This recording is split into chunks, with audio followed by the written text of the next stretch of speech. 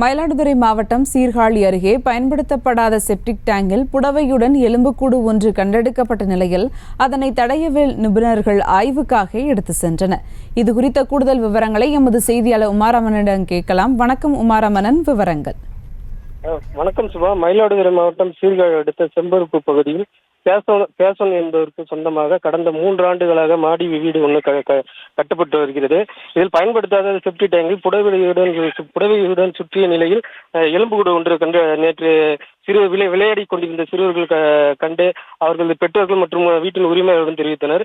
இதனை அடுத்து வீட்டின் உரிமையாளர் பாகசாலை போலீசில் புகார் அளித்தார். புகாரின் பேரில் அங்கு வந்த போலீசார் எலும்புக்கூடுகளை கைப்பற்றி பாதுகாப்பாக வைத்திருந்தனர். இந்நிலையில் தஞ்சாவூரிலிருந்து தடயவியல் நிபுணர்கள் அந்த எலும்புக்கூடை ஆய்வு செய்வதற்காக தஞ்சாவூர் எலும்புக்கூடுகளை கைப்பற்றி தஞ்சாவூருக்கு எடுத்து சென்றுள்ளனர்.